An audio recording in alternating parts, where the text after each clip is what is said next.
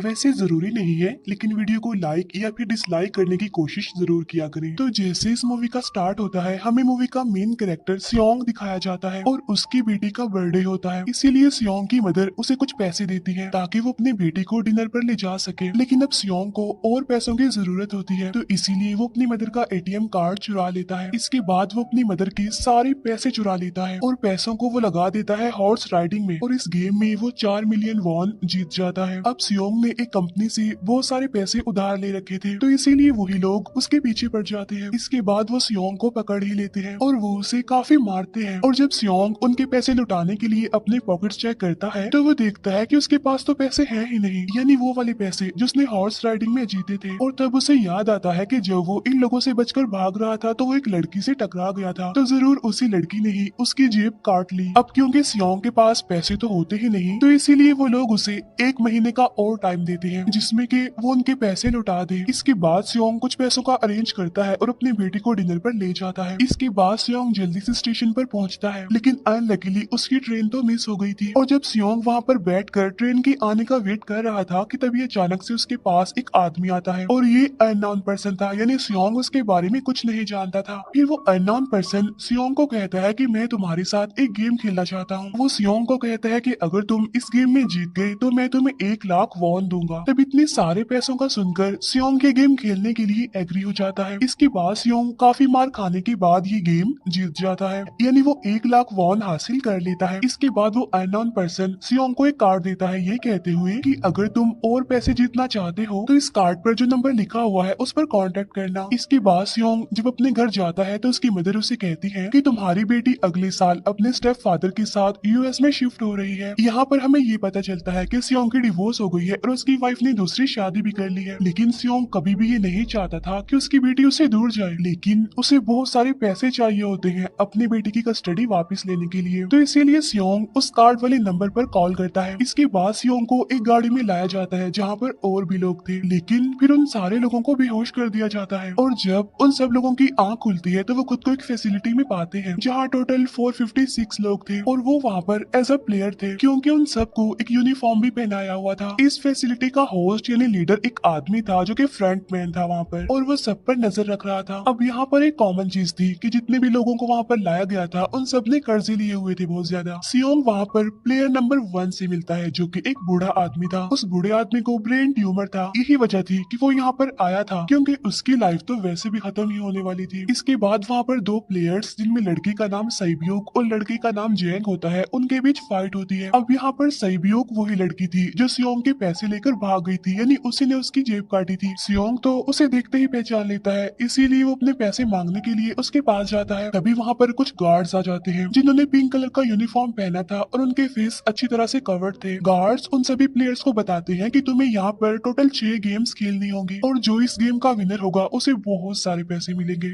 इसके बाद उन सबसे एक कॉन्ट्रैक्ट पर साइन करवाया जाता है, और इस कॉन्ट्रैक्ट के 3 मेन रूल्स थे। पहला रूल ये कि कोई भी प्लेयर अपनी मर्जी से गेम को छोड़कर नहीं जा सकता। दूसरा रूल ये होता है कि जो भी प्लेयर खेलने से मना करेगा तो उस प्लेयर को एलिमिनेट कर दिया जाएगा, और उनके मुताबिक एलिमिनेट का मतलब क्या था ये तो हम आगे ही जानेंगे। गेम का तीसरा रूल ये था कि अगर मेजोरिटी इस गेम को खेलना नहीं चाहती तो वो इस गेम को छोड़कर जा सकते हैं। इसके बाद उन सबको गेम के लिए ले जाया जाता है। अब यहाँ पर सियोंग अपने क्लासमेट सैंगवू से भी मिलता है जो कि उसे बचपन से जानता था। सियोंग उसे वहाँ पर देखकर काफी हैरान होता है क्योंकि वो तो किसी बिजनेस के लिए आउट ऑफ कंट्री चला गया था। अब पहले गेम के लिए वहाँ पर एक काफी बड़ी डॉल थी, और इस गेम का रूल काफी सिंपल था, और वो ये था कि डॉल जब भी गाना गाएगी उन सबको आगे बढ़ना है, और जैसे ही वो गाना गाना बंद करेगी तो उन सबको रुक जाना है और मूव नहीं करना है, और अगर कोई हिल गया तो उसे एलिमिनेट कर दिया जाएगा। अब स्टार्टिंग में तो ये सब कुछ उन्हें किसी प्रैंक की तरह लग रहा था, लेकिन जब एक लड़का हिल जाता है तो उसे शॉट करके मार दिया जाता है, और यही होता है एलिमिनेट का मतलब, यानी उन्हें मार दिया जाएगा। अब ये देखकर वो सारे लोग काफी घबरा जाते हैं, और उन्हें पता चल चुका था कि वो खतरे में है, इसीलिए लोग डरते हुए पैनिक करते हुए इधर उधर भागने लगते हैं।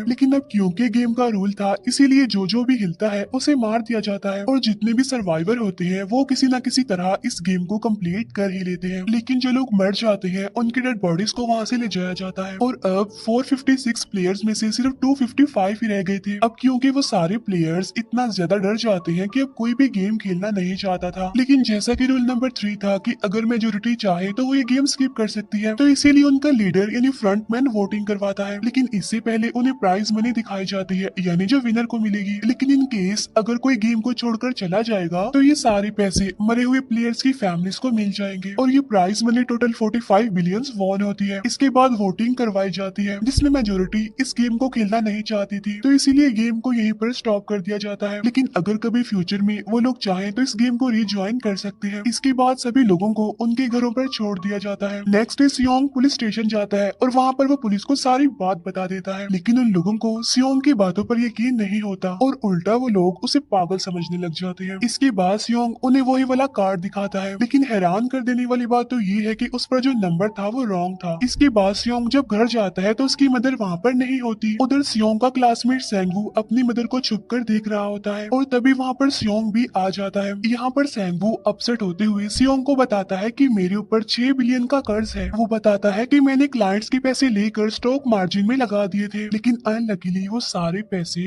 डूब गए। और तभी सियोंग के पास हॉस्पिटल से कॉल आती है। सियोंग की मदर का पाँव काफी इंजर्ड था, लेकिन डायबिटीज का ट्रीटमेंट ना होने की वजह से उनकी चोट और ज्यादा बढ़ गई। तब डॉक्टर सियोंग को बताते हैं कि तुम्हारी मदर का ट्रीटमेंट हो सकता है, लेकिन इसके लिए हमें इनका पाँव काटना होगा। लेकिन इस ऑपरेशन में बहुत सारे पैसे लगने वाले थे। लेकिन जाहिर सी बात है सियोंग के पास इतने पैसे तो होते नहीं। इवन उसने तो अपनी मदर के इंश्योरेंस के पैसे भी उड़ा दिए थे। तब इसीलिए सियोंग पैसे मांगने के लिए अपनी वाइफ के पास जाता है, लेकिन उसकी वाइफ उसे पैसे देने से इनकार कर देती है। फिर उसकी वाइफ अपने हस्बैंड को बताती है कि सियोंग आया था पैसे मांगने के लिए और तभी उसका हस्बैंड सियोंग को पैसे देने आता है। साथ साथ उसे ये भी कहता है कि मेरी फैमिली से दूर रहो। लेकिन सियोंग उसे मारने लगता है और तभी उसकी बेटी भी वहाँ पर आ जाती है। इसके बाद सियोंग का एक फ्रेंड अपने बॉस के पास पैसे मांगने जाता है, लेकिन उसका बॉस उसे पैसे देने से मना कर देता है, तो इसीलिए उन दोनों के बीच फाइट होने लगती है। इस फाइट के दौरान उसके बॉस का हाथ मशीन में आ जाता है, तो मौके का फायदा उठाकर सियोंग का फ्रेंड पैसे लेकर वहाँ से भाग जाता है। फिर इसके बाद सियोंग का फ्रेंड अपने घर आकर अपनी वाइफ को कहता है कि पहली फ्लाइट लो और जाओ यहाँ से। इसके बाद सईब्यूक एक एजेंट से मिलती है क्योंकि उसने अपनी मदर को नॉर्थ एरिया से साउथ एरिया में लाना था। सईब्यूक वही लड़की जिसने सियोंग की जेब काटी थी, लेकिन यहाँ अपनी मदर को लाने के लिए सईब्यूक को बहुत सारे पैसों की जरूरत थी। अब सईब्यूक का एक छोटा भाई भी होता है जिससे उसने प्रॉमिस किया होता है कि मैं मदर को जरूर ले आऊंगी। इसके बाद हमें एक ऑफिसर दिखाया जाता है और इस ऑफिसर का भाई कुछ टाइम से मिसिंग था, इसीलिए वो ऑफिसर अपने भाई के घर जाता है, जहाँ उसे पता चलता है कि उसका भाई तो पिछले कुछ दिनों से अपने घर पर भी नहीं आया। और जब वो ऑफिसर घर को चेक कर रहा होता है तो उसे एक कार्ड मिलता है वहाँ पर, और इस ऑफिसर ने सेम ऐसा ही कार्ड पुलिस स्टेशन में सियोंग के पास भी देखा था, तो इसीलिए वो ऑफिसर सियोंग के पास जाकर उससे इस बारे में पूछता है, लेकिन सियोंग उसे कुछ नहीं बताता। इसके बाद सियोंग जब अपने घर जाता है तो उसे वो कार्ड दोबारा मिल जाता है वहाँ पर। अब सियोंग डिसाइड करता है कि वो दोबारा से उस गेम को ज्वाइन करेगा, इसीलिए सभी प्लेयर्स को एक शिप के पास ले जाया जाता है। इधर ही वो ऑफिसर भी गाड़ियों का पीछा करते हुए उस शिप तक आ जाता है। वो एक गार्ड को मारकर उसे पानी में फेंक देता है। इसके बाद उन सभी प्लेयर्स को एक आइलैंड पर मौजूद फैसिलिटी में लाया जाता है। अब यहाँ पर उन्हें जरा भी अंदाजा नहीं था कि अगला गेम कौन सा होगा और उसे कैसे खेला जाएगा। इसके बाद वो लोग अपनी अलग अलग टीम्स बना लेते हैं। रात को सईब्यूक और उसकी फीमेल फ्रेंड वॉशरूम जाते हैं। यहाँ पर सईब्यूक गार्ड्स की नजरों से बचते हुए उस फैसिलिटी को एक्सप्लोर करने लगती है। तभी वो देखती है कि गार्ड्स बड़े बड़े बर्तनों में कुछ बना रहे हैं,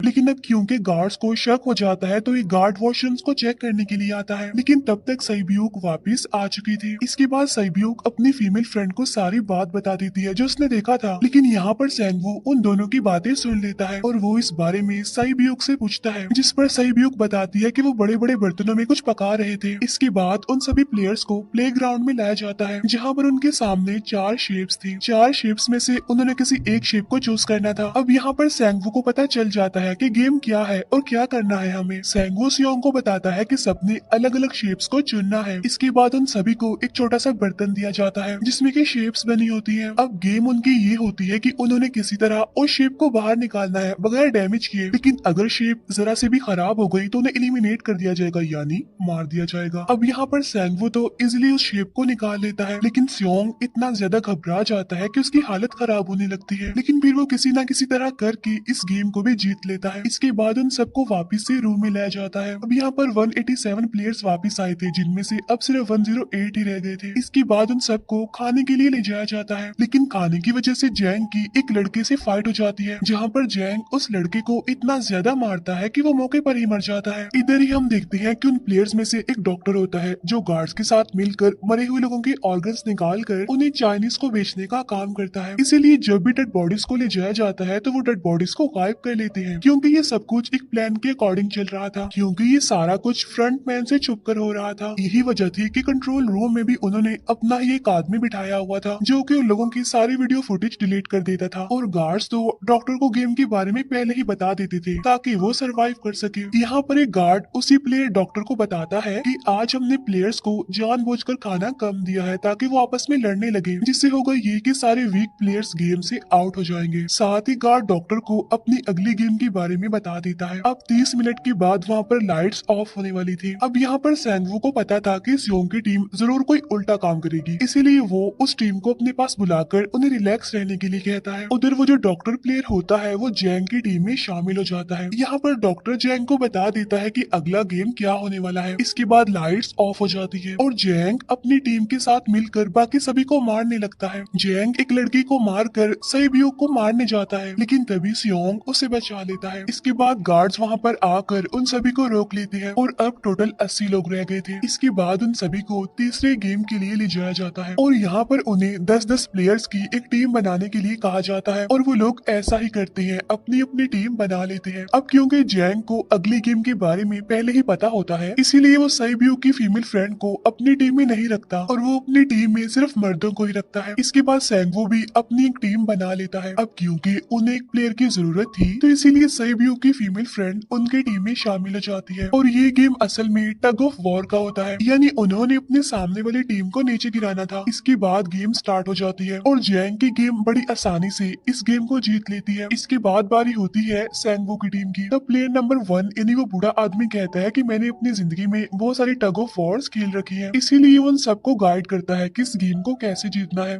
तो इसीलिए वो लोग किसी न किसी तरह करके इस गेम को जीत जाते हैं। फिर दिखाया जाता है कि 30 मिनट के बाद दोबारा से लाइट्स ऑफ हो जाएंगी, जिस पर सेंगवू उन सबको कहता है कि रेडी रहना। तो इसीलिए वो डिसाइड करते हैं कि एक एक करके हम पहरा देंगे। अब जैंग की टीम में एक से बढ़कर एक चालाक प्लेयर था, तो इसीलिए जैंग को डर होता है कि कहीं उसकी टीम उसे ही साइड पर ना लगा दे, यानी उसे ही अपने रास्ते से ना हटा दे। दूसरी तरफ डॉक्टर और गार्ड्स मिलकर डेड बॉडी की ऑर्गन्स निकाल रहे होते हैं और इन ऑर्गन्स को डिलीवर करने जाना था गार्ड नंबर 28 एंड 29। तब वो सभी एक डेड बॉडी के बारे में बातें करने लगती हैं जिसकी सिर्फ एक किडनी थी और वो उसे ज़ॉम्बी कह रहे थे। अब यहाँ पर जो गार्ड नंबर 29 था, यानी जिसने वो ऑर्गन्स डिलीवर करने जाने थे, वो कोई और नहीं बल्कि वो ऑफिसर था जो गार्ड के बेस में वहाँ पर आया था, और ये सब बातें सुनकर उसे शक होता है कि शायद ये लोग मेरे भाई की बात कर रहे हैं क्योंकि उसकी भी एक ही किडनी थी। इसके बाद नंबर 28 और 29 यानी वो ऑफिसर ऑर्गन को डिलीवर करने के लिए चले जाते हैं। रास्ते में वो ऑफिसर नोटिस करता है कि टनल में तो बॉम्ब लगा हुआ है। तब नंबर 28 उसे बताता है कि जब हम यहाँ से बाहर निकलेंगे तो इस जगह को ब्लास्ट कर दिया जाएगा। अब यहाँ पर वो ऑफिसर नंबर 28 से और इन्फॉर्मेशन लेने की कोशिश करता है, इसीलिए नंबर 28 को उस पर डाउट होने लगता है, इसीलिए वो उस ऑफिसर को अपना फेस दिखाने के लिए कहता है। अब यहाँ पर वो ऑफिसर अपना फेस भी दिखा देता है, साथ साथ वो नंबर 28 पर गन पॉइंट भी कर देता है। साथ साथ वो ऑफिसर उससे एक किडनी वाली आदमी के बारे में पूछता है कि वो कौन है जिसे तुम ज़ॉम्बी कहते थे, जिस पर वो नंबर 28 उससे कहता है कि वो तो एक लड़की थी। अब यहाँ पर नंबर 28 उस ऑफिसर को कहता है कि तुम लीडर के रूम में जाकर सारी इंफॉर्मेशन देख सकते हो, वहाँ पर सबका डाटा है। ये जानने के बाद वो ऑफिसर नंबर 28 को मार डालता है। उधर वो डॉक्टर गार्ड से अगली गेम के बारे में पूछता है, लेकिन इस बार गार्ड्स को भी अगली गेम के बारे में पता नहीं होता। तब इसीलिए डॉक्टर को गुस्सा आ जाता है और वो एक गार्ड को पकड़ लेता है और उनकी फाइट होने लगती है। इसी फाइट में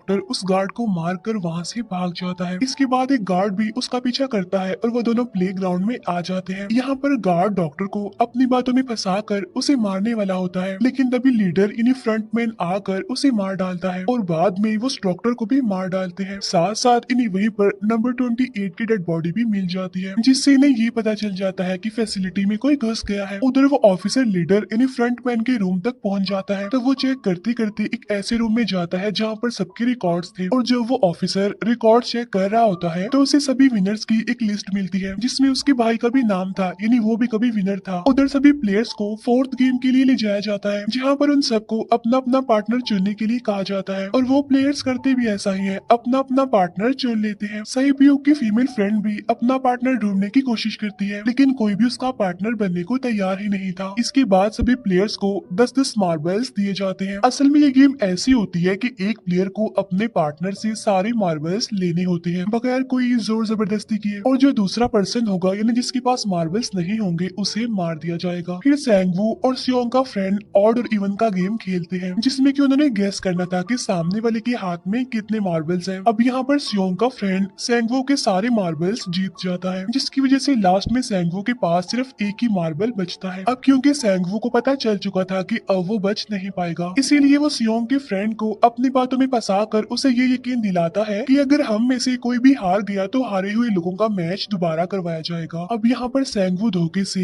सियोंग के फ्रेंड के सारे मार्बल्स चेंज कर देता है। इसके बाद सैंगवू मार्बल्स लेकर गार्ड को दे देता है और वहाँ से बाहर चला जाता है, और जब सियोंग का फ्रेंड मार्बल्स चेक करता है तो वहाँ पर पत्थर होते हैं। उधर प्लेयर नंबर 1 यानी उस बूढ़े आदमी की हालत खराब हो रही थी, इसीलिए वो तो इधर उधर घूम रहा था, लेकिन सियोंग किसी तरह उसे खेलने के लिए एग्री कर लेता है। अब यहाँ पर वो दोनों यानी वो बूढ़ा आदमी और सियोंग भी इवन आउट खेलते हैं। अब इनमें से वो बूढ़ा आदमी सियोंग के सारे मार्बल्स जीत जाता है, लेकिन लास्ट राउंड में वो बूढ़ा आदमी भूल जाता है कि उसने क्या चूज किया था। तो यहाँ पर सियोंग उसी बातों में फंसा कर उसके सारे मार्बल्स ले लेता है, लेकिन यकीन मानिए कि वो बूढ़ा आदमी काफी चालाक था। उसने एक मार्बल अपने पास ही रखा हुआ था और वो दोबारा से इधर उधर घूमने लगता है। अब यहाँ पर सियोंग उसे रिक्वेस्ट करता है कि प्लीज मेरे साथ एक और गेम खेलो ना। तब यहाँ पर वो बूढ़ा आदमी कहता है कि मुझे पता है कि तुमने सारे मार्बल्स धोखे से लिए हैं मुझसे। वो कहता है कि मुझे सब पता था, बस मैं पागल बनने की एक्टिंग कर रहा था।